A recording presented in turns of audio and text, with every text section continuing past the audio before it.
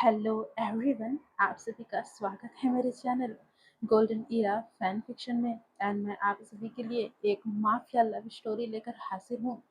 इस स्टोरी का नाम है one year of forbidden love. उम्मीद है जैसे आपको मेरी पहली माफिया लव स्टोरी पसंद आई होगी, वैसे ये भी पसंद आए। बिना किसी देर के हम इस खूबसूरत स्टोरी के सफ़र को स्टार्ट करते हैं। जो लोग भी न्यू आ रहे हैं, ज़रूर चैनल को लाइक सब्सक्राइब कीजिएगा और अपने कमेंट से मेरे इस वीडियो के कमेंट सेक्शन को भर दीजिएगा। और जो पुराने हैं उनसे भी मेरी यही दरख्वास्त है कि वो भी लाइक कीजिएगा और अपने कमेंट से मेरे इस वीडियो के कमेंट सेक्शन को भर दीजिएगा। तो चलिए बिना किसी देरी के हम वीडियो को स्टार्ट करते हैं। युनमिंग की रातें कभी शांत नहीं होती। शहर की सड़कें नियॉन लाइट से जगमगा रही थी। कारों की हॉर्न और दूर से आती म्यूजिक की बीट्स हवा में घुल रही थी। हार्बर के किनारे ठंडी हवा चल रही थी, जिसमें समुद्र की नमकीन महक मिली हुई थी। वहीं वेवश्यान टैक्सी से उतरा तो उसके चेहरे पर वही पुरानी शरारती मुस्कान थी। उसकी उम्र लगभग 28 साल के आसपास थी। बाल काले और थोड़े बिखरे हुए थे। ऐसा लग रहा था जैसे हवा ने खुद उन्हें एक स्टाइल दे दिया हो। आंखें चमकीली और काजल जैसे गहरी लग रही थी। एक नज़र में भी किसी को भी वो रोक सकने की ताकत रखती थी। विंग की बॉडी दुबली पतली लेकिन बिल्कुल फिट थी। सालों की स्ट्रिक्ट डांसिंग से बनी मांसपेशियां थी। आज उसने पहना था ब्लैक फिटेड शर्ट, जिसके ऊपर लेदर जैकेट था। नीचे काले जींस और काले जूते। विंग के कदम रखते ही जूतों की ठक ठक सड़क पर गूंज रही थी। वो फ्रीलांस ग्राफिक डिजाइनर था। दिन में लैपटॉप पर कलर और शेप से खेलता था और रात में क्लब और पॉप अप इवेंट्स में डांस करता। उसका जीवन अपना था। कोई बॉस नहीं, कोई टाइम टेबल नहीं, बस आज़ादी। विंग अपनी आज़ादी का मालिक था। आज का उसका प्लान था लोटस प्रेयर क्लब में, जियांग फैमिली का सबसे लग्जरियस क्लब। हार्बर के ठीक किनारे पर आज जियांग चैंग का बर्थडे था, जिसे सेलिब्रेट करने के लिए विंग आया था। विंग जियांग फैमिली का गोद लिया हुआ बेटा था, लेकिन जियांग चैंग और विंग खून के रिश्ते से भी ज्यादा एक दूसरे के करीब थे। ऐसा लगता था कि विंग गोद लिया हुआ बेटा नहीं, बल्कि जियांग फैमिली का अपना खुद का खून है। विंग जल्द से जल्द उस पार्टी में पहुंचना चाहता था, क्योंकि वो जानता था कि वो देर से गया तो जियांग चैंग उसे छोड़ेगा नहीं। और हुआ यही था। जियांग चैंग ने फोन लगाया और विंग ने फोन उठाया तो दूसरे तरफ से आवाज आई, अगर तू नहीं आया ना तो मैं खुद आकर तुझे घसीट कर लाऊंगा। जिस पर विंग ने चिढ़ते हुए बोला, चैंग ज्यादा मत बन, मैं बस पहुंच रहा हूँ। विवस्वान ने हंसते हुए इनविटेशन कार्ड बाउंसर को दिखाए और अंदर घुसते ही माहौल बदल गया। इलेक्ट्रॉनिक म्यूजिक की गहरी बीट विंग के सीने में उतर रही थी। वहीं क्रिस्टल चैंडलियर्स से रोशनी हर तरफ बिखर रही थी। मार्बल फ्लोर पर रंगीन परछाइयां नाच रही थी। हवा में महंगे परफ्यूम और शैंपेन के बुलबुले और थोड़ी सी स्मोक की महक फैली हुई थी।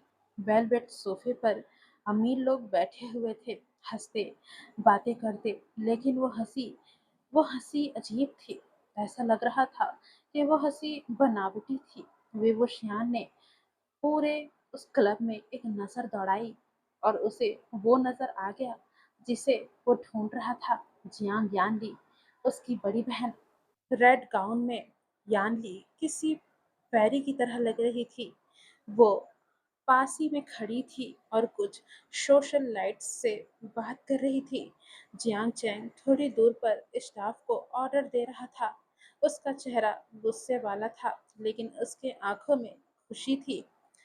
आशियन, यानली यानी कि जियांग यानली ने वी को देखते ही गले से लगा लिया।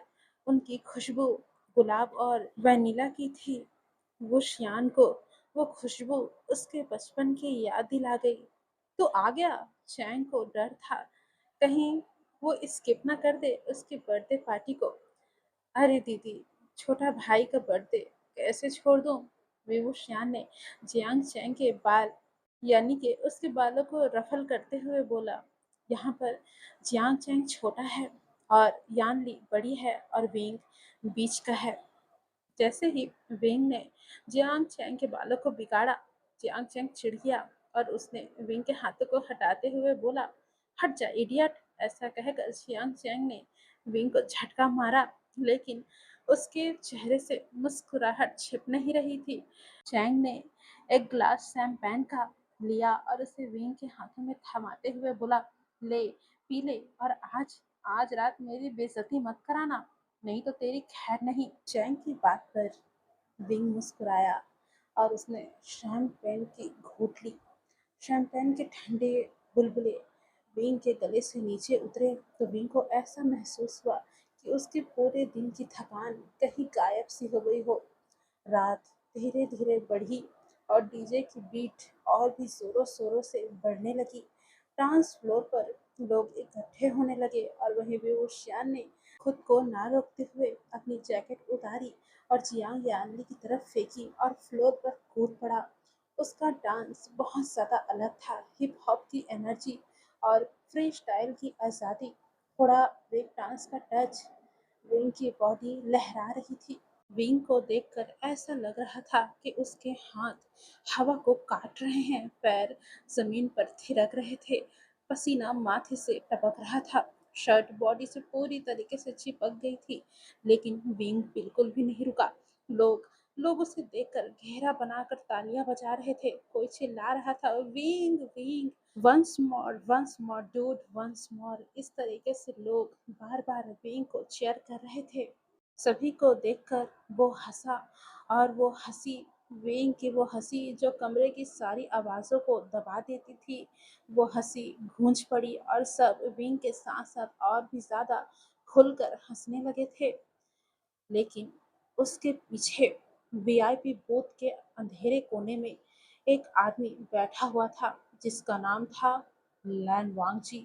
क्लाउड रेसेस सिंडिकेट का सरगना, शहर की अंडरवर्ल्ड का सबसे बड़ा नाम, लंबा कद, चौड़े कंधे, चेहरा ऐसे जैसे कोई मूर्तिकार ने कई महीनों से उसके चेहरे को तराश कर बनाया हो।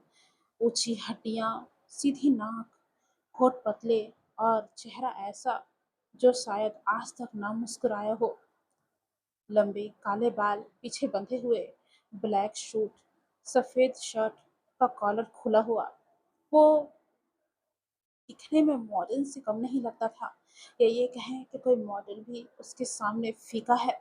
वो पार्टी में सिर्फ बिजनेस की वजह से आया था। जियांग फैमिली से उसके पुराने कुछ कनेक्शन थे, लेकिन जियांग फैमिली के पार्टी में मिक्स होने का उसे कोई भी शौक न था और ना ही उसका कोई ऐसा इरादा था। लेकिन जैसे ही उसकी नज़र डांस फ्लोर पर पड़ी, ऐसा उसे लगा जैसे उसका समय वहीं रुक गया हो। वी वुशियान के ऊपर वांग जी की नज़र पड़ चुकी थी। उसकी हर मूवमेंट में वो आज़ादी देख पा रहा था। वी वुशियान की वो हंसी, उसकी वो गहरी आंखों की चमक, वो बॉडी की लहर, सब कुछ लैन वांगजी के अंदर के बर्फ को जैसे पिघला रहा था। उसकी उंगलियां विस्की की ग्लास पर कस गई, सांस थोड़ी तेज हो गई। उसने अपने बॉडीगार्ड को इशारा किया, लैन सिचेन, जो उसका बड़ा भाई और भरोसेमंद इंसान था। वांगजी ने उससे कहा, दादा, मुझे उस लड़के के बारे में पता करके बताओ। जिस पर सिचेन ने हाँ में सिर हिलाया और उस बॉडीगार्ड की तरफ जाकर उसे सारी बातें समझा दी। कुछ मिनट के बाद विवुशियान की सारी रिपोर्ट वांगजी के सामने थी। विवुशियान जियांग फैमिली का गोद लिया हुआ बेटा था, फ्रीलांस ग्राफिक डिजाइनर था, कोई क्रिमिनल रिकॉर्ड नहीं था। टाउन टाउन अपार्टमेंट में वो अकेला रहता था, वो सिंगल लाइफ जीता था। लैन वांगजी ने विवुशियान की जानकारी को अच्छे से सुना, लेकिन जब वो ये सब सुन रहा था, उस वक्त बिल्कुल भी लैन वांगजी की नज़र विंग पर नहीं हटी। उसकी नज़र बिल्कुल बाँस की नज़र की तरह विंग पर टिकी हुई थी। ऐसा लग रहा था जैसे विंग लैन वांगची का शिकार हो। सिंगल, कोई रिलेशनशिप नहीं, कोई रिस्क नहीं। वांगची के दिमाग में ये सब सोचकर कुछ प्लान बनने लगे थे। वांगची की दुनिया में उसे जो चाहिए वो बिना किसी की इजाज़त के ले लिया जाता था। इंतज़ार नहीं किया जाता था कि वो कब उसके पास आए। कोई कोर्टशिप वहाँ नहीं होती थी और उसे ये लड़का यानी कि वेवुशियान चाहिए था। किसी भी हालत में वांगजी को वेवुशियान को पाना था। ये वांगजी ने उसी वक्त ठान लिया था। उधर दूसरी तरफ डांस फ्लोर पर वेवुशियान अब पूरी तरीके से खो चुका था। म्यूजिक की बीट उसके खून में जैसे घुल गई थी। उसका हर एक मोमेंट में वो अपनी सारी थकान, सारी चिंताएं बाहर निकाल रहा था। उसके चारों तरफ लोग तालियां बजा रहे थे। कुछ लड़कियां और कुछ लड़के उसे देखकर मुस्कुरा रहे थे। इसी बीच एक लड़की विंग के पास आई और वो उसके साथ आकर डांस करने की कोशिश करने लगी। लेकिन विंग विंग ने हंसते हुए उसके हाथ को हिलाकर मना कर दिया कि वो उसके साथ डांस नहीं कर सकती। आज वो सिर्फ खुद के लिए डांस करना चाहता है, अपनी आज़ादी के लिए। जिस पर उस लड़की ने थोड़ा सा मुंह बनाया, लेकिन वो लड़की पीछे हट गई, जिससे विंग को थोड़ा रिलैक्स फील हुआ, क्योंकि वो जानता है कि लड़कियों का मुंह बहुत जल्दी बन जाता है। इसलिए वो कोई भी ज्यादा यहाँ पर ट्रबल क्रिएट नहीं करना चाहता था। वो फिर से अपने डांस पर फोकस करने लगा। उसका उसके माथे से पसीना बहकर उसके गर्दन तक आ रहा था। उसकी शर्ट अब पूरी तरह से उसकी बॉडी पर चिपक गई थी, जिससे उसकी पतली कमर और कंधों की लाइन साफ दिख रही थी। इसी बीच विंग ने एक स्पिन मारा, अपने हाथ ऊपर उठाए और फिर जमीन पर नीचे झुककर ब्रेक डांस का एक बेहतरीन मूव किया। और विंग के इस मूव पर पूरी भीड़ जोर से चिल्लाई, Wing once more, Wing once more. और विंग हंसा और फिर से उस कमरे में विंग के साथ साथ ढेर सारी हंसी की आवाजें गूंज पड़ी। उसकी आंखें यानी कि विंग की आंखें चमक रही थी, चेहरा लाल हो गया था और एक्साइटमेंट बहुत ज्यादा बढ़ गई थी। और वहीं दूर वीआईपी बूथ में लैन वांगजी अब भी उसे देख रहा था। उसकी आंखें छपक नहीं रही थी एक पल के लिए भी। हर मोमेंट, हर हंसी, हर स्पिन, सब कुछ उसके दिमाग में रिकॉर्ड हो रहा था। रांची के सीने में एक अजीब सी हलचल हो रही थी। वो कभी किसी के लिए ऐसा महसूस नहीं करता था। उसके जिंदगी में सब कुछ कंट्रोल में था, उसका बिजनेस, उसके आदमी, उसके इमोशंस। लेकिन ये लड़का उसके कंट्रोल से बाहर था। और आज यही वजह थी कि वो उसे और ज्यादा चाहने लगा था। इसी बीच लैंस चैन वांगजी के पास आया और वांगजी से कहा, भाई, रिपोर्ट मिल गई है। वो जियांग चैन का गोद लिया हुआ भाई है। उसका कोई बड़ा कनेक्शन नहीं है। वो अकेला रहता है। कल सुबह तक कोई रिपोर्ट नहीं आएगी। अगर वो गायब हो जाए तो क्या कहना है? जिस पर लैन वांगजी ने सिर हिलाया और उसकी आवाज़ बहुत ज़्यादा कम थी लेकिन साफ थी। वांगजी ने बोला, कार तैयार रखो, बाहर। जिस पर लैंस चैन ने कोई सवाल नहीं पूछा, क्योंकि वो जानता था कि जब लैन वांगजी कुछ फैसला कर लेता है तो वो होकर ही रहता है। पार्टी अब धीरे धीरे थम रही थी। लगभग रात के 2:30 बज चुके थे। लोग धीरे धीरे निकल रहे थे। वहीं विभूषण ने आखिरी बार एक स्पिन मारा और थककर फ्लोर से बाहर आ गया। उसकी सांस बहुत ज्यादा तेज चल रही थी। तभी जियांग यानली पिंग के पास आई और कहा, आशियन, तुमने बहुत अच्छा डांस किया। तुमने तो आज कमाल ही कर दिया। लेकिन अब घर जाओ, तुम थक गए हो। और हाँ, तुम अच्छे से डिनर कर लेना। मैंने देखा कि तुमने यहाँ सिर्फ विस्की के अलावा कुछ नहीं लिया। ऐसे करोगे तो तबीयत खराब हो जाएगी। तुम अच्छे से खाना खाओगे ना? जिस पर विभूषण ने मुस्कुराकर यान्नी को गले लगाया और उसके गालों पर किस करते हुए बोला, हाँ दीदी, मैं बस निकल रहा हूँ और मैं घर जाकर खाना खा लूंगा। चैंग को बोलना कि पार्टी कमाल की थी, मुझे बहुत ज्यादा मजा आया। बिंग ये सब बोल ही रहा था कि जियांग चैंग भी उसके पास आ गया और बोला, विंग, घर जाकर मैसेज करना और अगली बार इतनी देर मत करना, समझे? मैं इंतज़ार करूँगा कि अगली बार तुम मेरे पास जल्दी आओ। जियांग चैंग की बात को सुनकर विंग मुस्कुराया और बोला, हाँ हाँ मम्मी, मैं इस बार जल्दी आऊँगा। वी वुशियान ने एक तरीके से जियांग चैंग को ताना मारा और हंसते हुए बाहर की तरफ चला गया। जियांग चैंग पूरी तरीके से चिढ़ गया था, लेकिन विंग को जाता देखकर वो मुस्कुराया। तभी जियांग यांगली ने बोला, तुम चिढ़ने का नाटक करते हो चैंग, सही बोला। जिस पर चैंग ने बोला, दीदी आप तो जानती है ना कि उसकी बातें मुझे परेशान नहीं करती, और चिढ़ना वो तो दूर की बात है, मुझे तो उसकी बातें पसंद है। जिस पर जियांग चैंग और यानली मुस्कुराने लगे थे। वहीं विंग अब बाहर निकल चुका था। बाहर बाहर की हवा काफी ज्यादा ठंडी थी। हर बार की लहरें दूर से सुनाई दे रही थी। विंग टैक्सी स्टैंड की तरफ बढ़ रहा था। रास्ते में सिगरेट जलाने वाला कोई नहीं था। वो कभी स्मोक नहीं करता था, बस हवा में सांस ले रहा था। आज वो आज रात की हवा उसे ताजगी महसूस करा रही थी। उसने अपना फोन चेक किया। उसके फोन में सिर्फ 15% ही बैटरी बची हुई थी। तभी विंग ने यानली को एक मैसेज सेंड किया जिसमें लिखा था, दी मैं घर जा रहा हूँ, आई लव यू। और फिर विंग ने अपना फोन अपनी जेब में डाल लिया। विंग एक कोने की तरफ पहुंच ही रहा था कि अचानक उसे उसके गर्दन के पीछे तेज चुभन महसूस हुआ। एक सेकंड में ही विंग का पूरा शरीर सुन्न हो गया। आंखों के सामने सब कुछ धुंधला होने लगा। विंग लड़खड़ाया और हाथ से उसने दीवार पकड़ने की कोशिश की, लेकिन उसके पैर लड़खड़ा गए। ये ये क्या है? उसकी आवाज कमजोर पड़ गई। विंग लड़खड़ाकर गिरने ही वाला था कि दो मजबूत बाहों ने उसे पीछे से पकड़ लिया। विंग छटपटाया, लेकिन उसके शरीर में ज्यादा ताकत भी नहीं थी। जब विंग छटपटा रहा था तो पीछे कोई आवाज नहीं आया, बस एक गहरी शांति और गर्म सांसें विंग को अपने गले के पास महसूस हुई। विंग को घबराहट होने लगी। उसे एहसास हो रहा था कि जिस भी इंसान ने उसे पकड़ा है उसकी इंटेंशन ठीक नहीं है।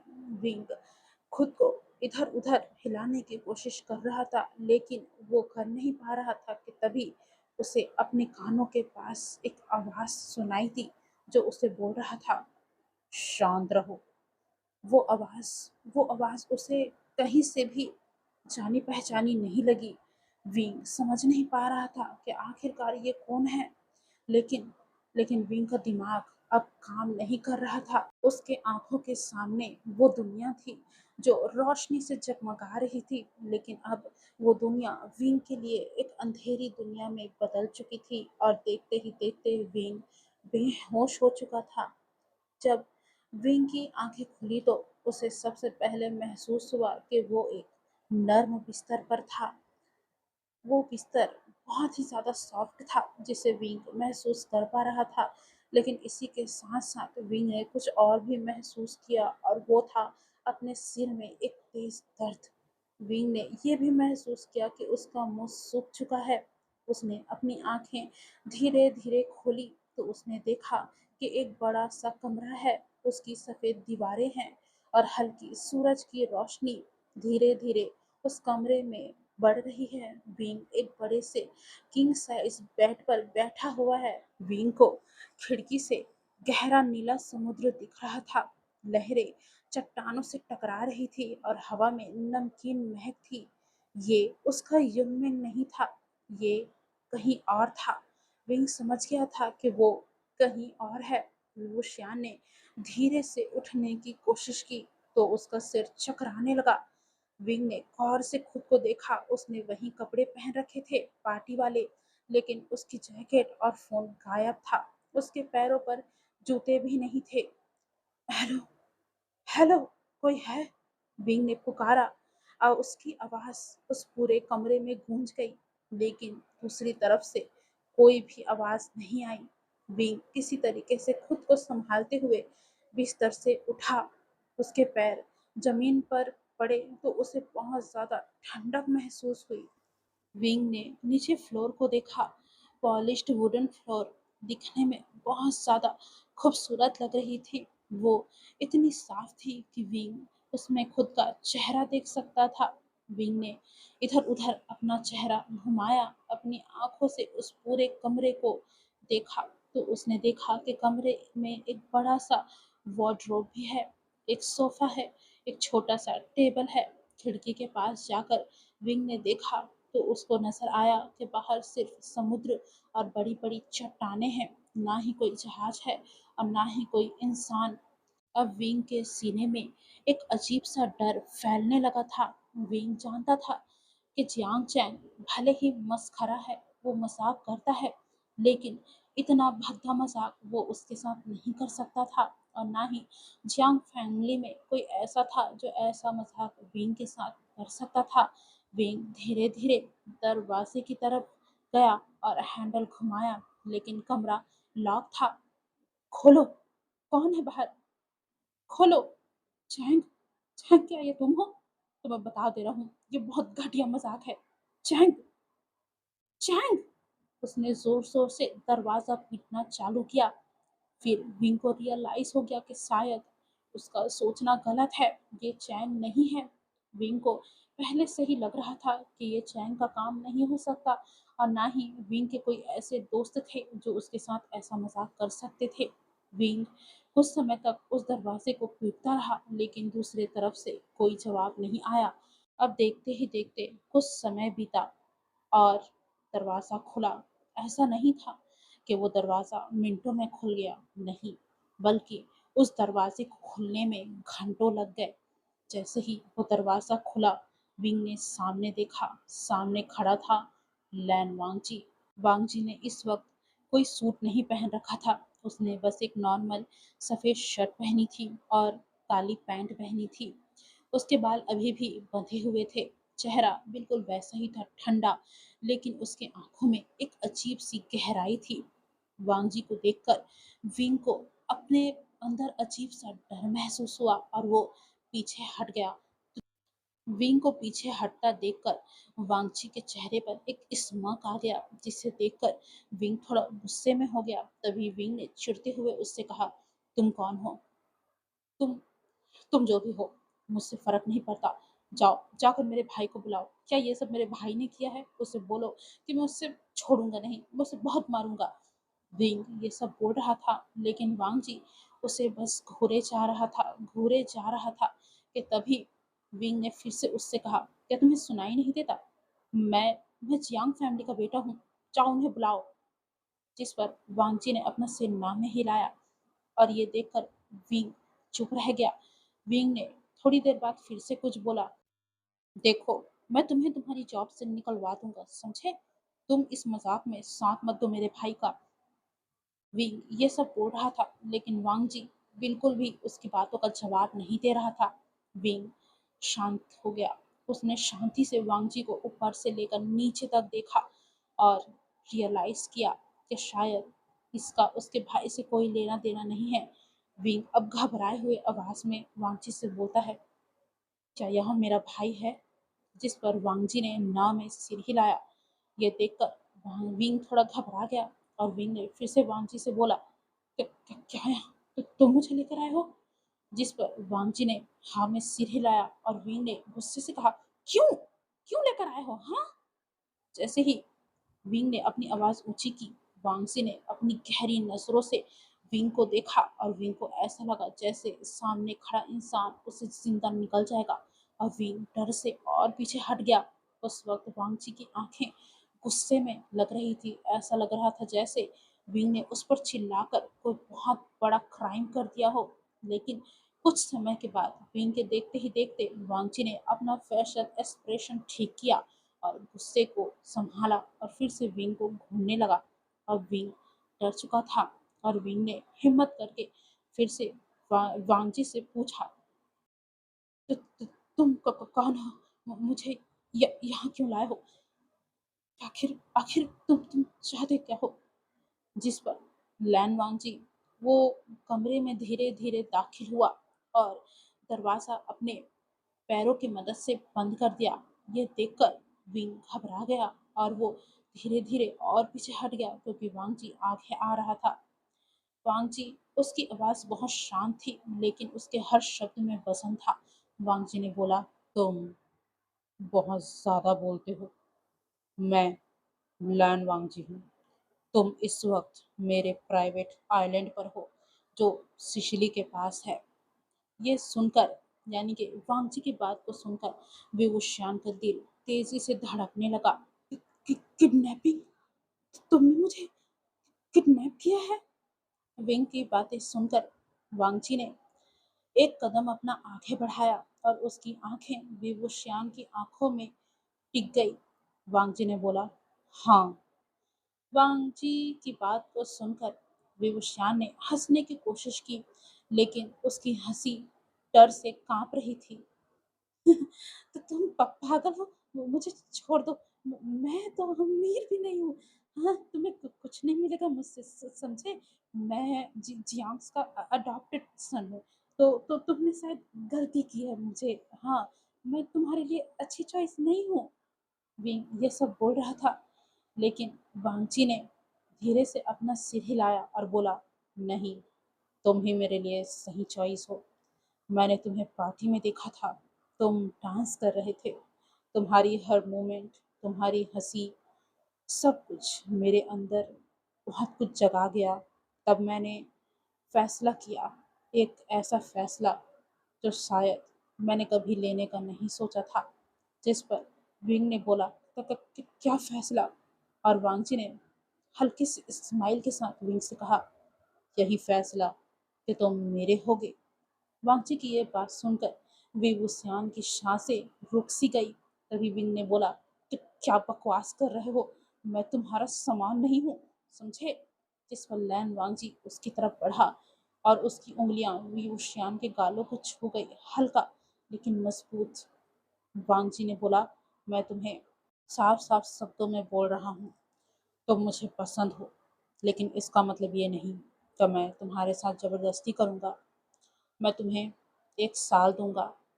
इन दिनों में तुम मुझसे प्यार करोगे, और अगर तुमने मुझसे प्यार नहीं किया तो मैं खुद तुम्हें छोड़ दूंगा। अपने प्राइवेट जहाज पर बिठाकर तुम्हें यूनियन भेज दूंगा। कोई नुकसान नहीं पहुंचाऊंगा, लेकिन तब तक तुम यहीं रहोगे मेरे सामने, और तुम्हें मुझसे प्यार करना होगा।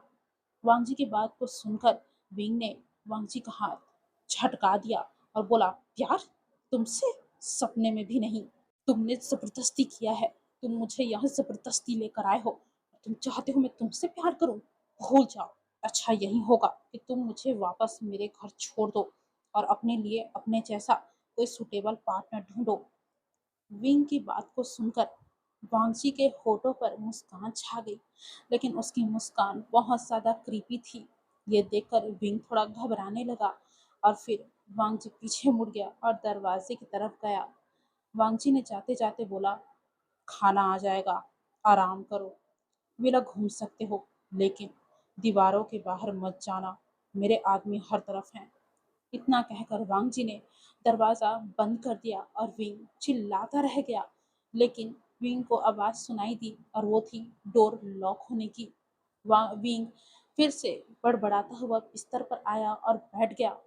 विंग के हाथ कांप रहे थे, उसके आंखों से आंसू नहीं आ रहे थे, लेकिन वो डर रहा था, उसे गुस्सा आ रहा था और सबसे ज्यादा वो कंफ्यूज था। क्यों?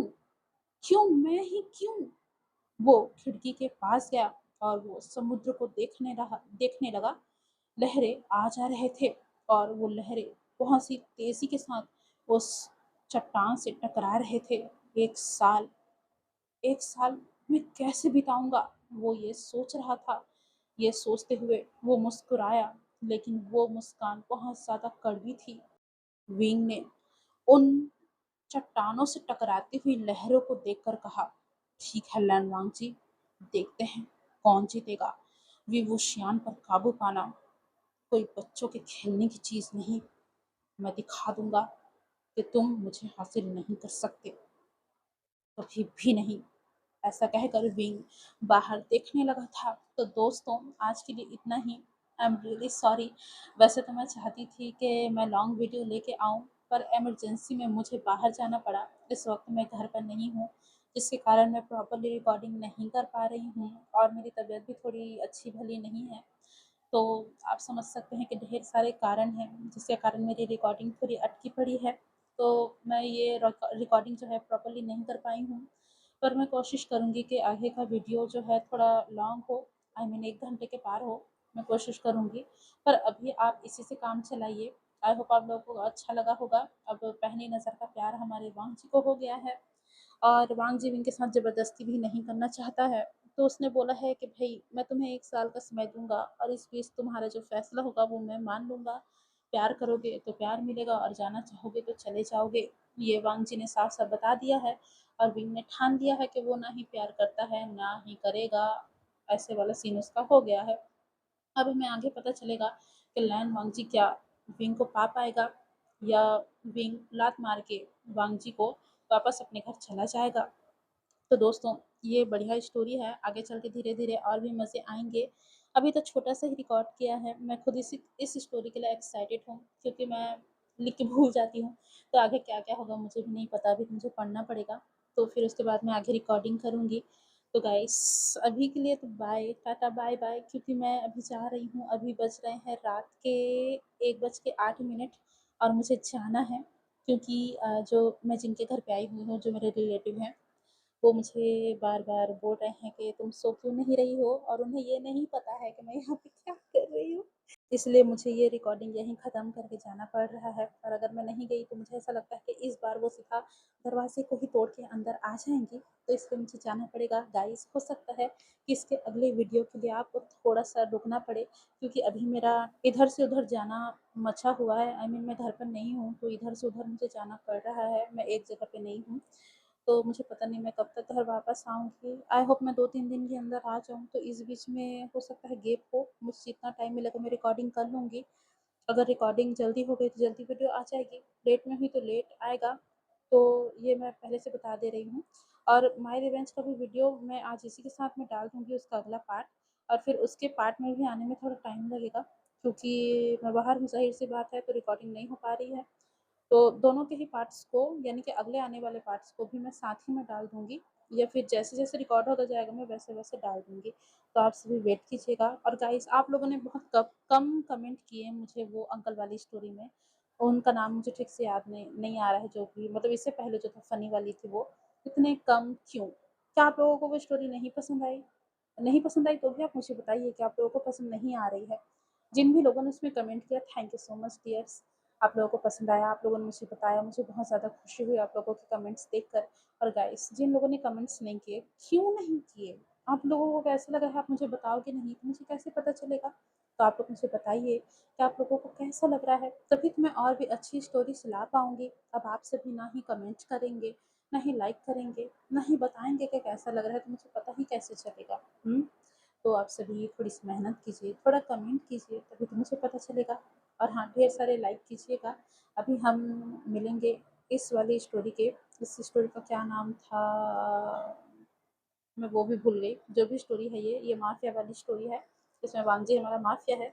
तो हम इस स्टोरी के अगले पार्ट में मिलेंगे एंड आई होप, मुझे नहीं पता पर मैं कोशिश करूँगी कि मैं इसका आगे का पार्ट जो है वो घंटों का ला सकूँ। तो चलिए अभी मैं जाती हूँ। आप सभी भी आराम कीजिए और इस स्टोरी को एन्जॉय कीजिएगा और कमेंट करके ज़रूर बताना कैसा लग रहा है, ठीक है? ओके। अब अभी बाय गाइस, मैं जा रही हूँ, वो फिर से आ गई हैं। Bye bye, bye guys, bye.